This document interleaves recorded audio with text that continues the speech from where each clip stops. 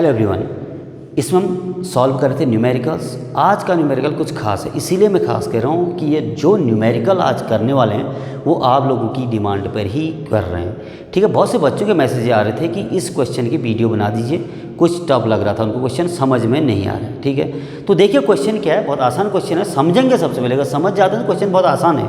देखिए आपकी स्क्रीन पर, find the position of the object if a virtual image formed by a spherical mirror of magnification 3/4 if the focal length of mirror is 24 centimeter, find the nature of the image, also draw the ray diagram for the given information। तो ये है आपका question.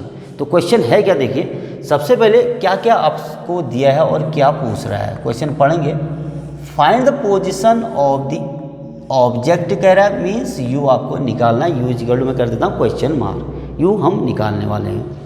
If a virtual image of magnification 3/4, ये दो चीज़ें काफ़ी important है इस क्वेश्चन के लिए, मैग्निफिकेशन और फोकल लेंथ।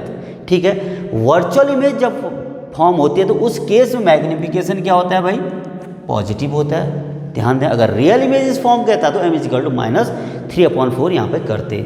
और focal length of mirror is 24 centimetre. ये है आपका की पॉइंट इस क्वेश्चन का। ठीक है ना, अगर हमें इस मिरर का नेचर पता चल जाता है तो न्यूमेरिकल बहुत आसान है। देखिए यहाँ पर क्या कह रहा था आपसे, वर्चुअल इमेज फॉर्म हो रही है जिसका मैग्निफिकेशन है 3/4। अब भाई वर्चुअल इमेज फॉर्म तो कॉनकेव में भी होती है, कॉन्वेक्स में भी होती है। याद है ना आपको, कॉनकेव में जो पहला केस था, when the object is placed between pole and focus, तो उस केस में वर्चुअल इमेज फॉर्म होती थी। उसकी पोजीशन क्या होती है, बिहाइंड द मिरर होती है, और उसका साइज क्या था, लार्जर देन दी ऑब्जेक्ट। और जो कॉन्वेक्स होता है उसमें तो सब केस में कैसी इमेज फॉर्म होती है, वर्चुअल इरेक्ट इमेज ही फॉर्म होती है। ठीक है ना, पता चलेगा नहीं कि मिरर का नेचर क्या है। अब बात आती है मैग्निफिकेशन पे। देखो हमने एक चीज़ पढ़ी थी, if magnification is greater than 1, तो उस केस में जो साइज ऑफ द इमेज था वो क्या था, साइज ऑफ द ऑब्जेक्ट से बड़ा था। जब मैग्निफिकेशन बड़ा है तो इमेज भी बड़ी होगी, किससे, ऑब्जेक्ट से।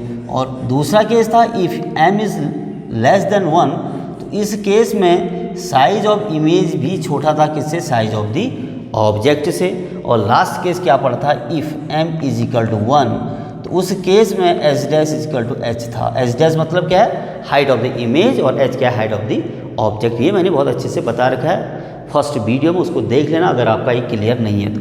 उसी के अकॉर्डिंग या उसी को बेस लेते हुए सभी न्यूमेरिकल हम सॉल्व करते हैं, उसी के हिसाब से ही न्यूमेरिकल सॉल्व होते हैं। अगर वो कॉन्सेप्ट क्लियर नहीं है तो ये न्यूमेरिकल आपको टफ लगेंगे भाई, ये चीज़ें आपको पता होनी चाहिए। ठीक है, अब यहाँ का केस देखिए, m इज इक्वल टू क्या, जरा देखो, m इज इक्वल टू है 3/4। तो 3/4 क्या होगा, किससे छोटा है, 1 से छोटा होगा, क्योंकि कितनी आएगी इसकी वैल्यू, 0.75।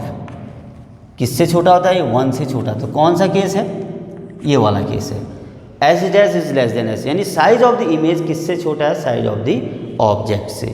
तो अब जरा याद करिए, जो कॉनकेव मिरर था, एकमात्र केस जहाँ पर वर्चुअल इरेक्ट इमेज बन रही थी, वहाँ पर साइज क्या होता था, बड़ा होता था, बड़ा। ठीक है ना, लार्जर होता था, वो केस ये था। ठीक है, और कॉन्वेक्स में क्या होता है, जितनी भी इमेज बनती हैं वर्चुअल और इरेक्ट, वो सभी क्या होते हैं, डिमिनिश्ड होती हैं। तो ये केस है आपका डिमिनिश्ड का। तो इसका मतलब जो मिरर है वो कौन सा है, कौन सा, फिर कॉन्वेक्स। तो कॉन्वेक्स मिरर की फोकल लेंथ क्या होती है, पॉजिटिव होती है। ठीक है, अब तो बहुत आसान हो जाएगा भाई। और आपको क्या निकालना है, also find the position of the image कहता है ये, और लास्ट में हमें बनाना है रे डायग्राम, हम बना लेंगे। ठीक है, अब आप देखिए हमें u भी निकालना है, v भी निकालना है, f हमारे पास है।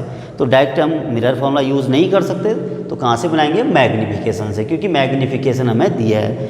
मैग्निफिकेशन आपका रेशियो होता है किसका, ऑब्जेक्ट डिस्टेंस और इमेज डिस्टेंस का। ठीक है ना, यानी image distance upon object distance होता है विथ नेगेटिव साइन। अब देखो, since m is equal to -v/u for mirror, तो इम्प्लाइज दैट ये आ गया m is equal to 3/4 is equal to -v/u। तो यहाँ से हम किसी एक की वैल्यू निकाल लेते हैं, यानी v की वैल्यू निकाल लेते हैं इन टर्म्स ऑफ u, या u की वैल्यू निकाल लेते हैं इन टर्म्स ऑफ v। तो क्रॉस मल्टीप्लाई करिए तो 3u इज इक्वल टू क्या होगा, -4v होगा, और u is equal to -4v/3। ये आई u की value in terms of v। Now from mirror formula, अब हम मिरर फॉर्मूला यूज कर सकते हैं यहाँ पर। Now from mirror formula, mirror formula क्या है, 1/f is equal to 1/v plus 1/u।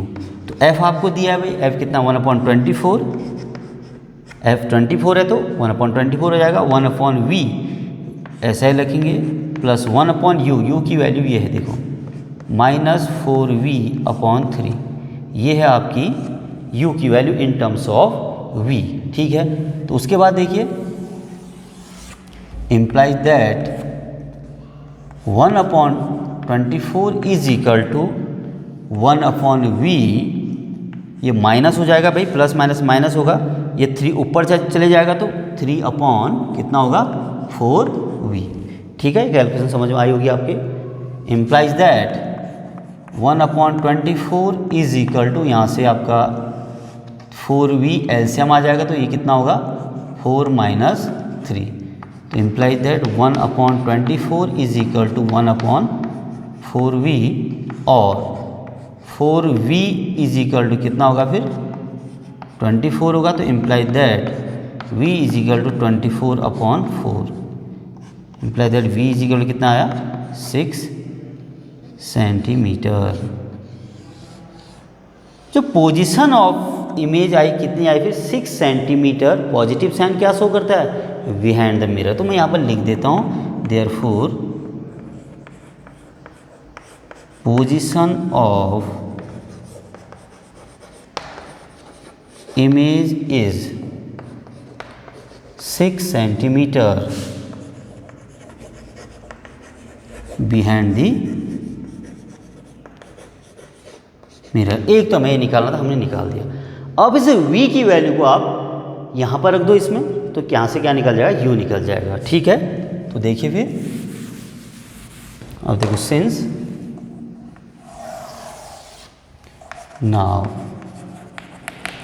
Since u is equal to क्या देखो -4v/3, तो implies that u is equal to हो जाएगा -4, v की वैल्यू रखिए, v कितना आया 6, ये 6 यहाँ पर रख देंगे अपॉन 3, तो 3 से 6 से कैंसिल हो जाएगा 2 बार, तो u इज इक्वल टू कितना आएगा -4 × 2, तो implies that u is equal to -8 centimetre.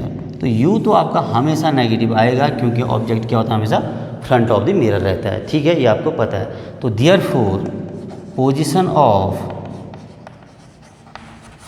Image is, और ये आपका ऑब्जेक्ट है तो ऑब्जेक्ट लिखेंगे, object is 8 centimetre from the mirror, 8 centimetre from the convex mirror या मिरर, ठीक है ना। मिरर हमने 8 सेंटीमीटर फ्रॉम द मिरर लिखा, तो ऑब्जेक्ट आपको पता है कहाँ रहता है, फ्रंट में रहता है, नेगेटिव साइन इसको शो भी कर रहा है। उसके बाद जो इम्पॉर्टेंट चीज़ है आपकी रे डायग्राम, ठीक है, रे डायग्राम को अच्छे से समझेंगे।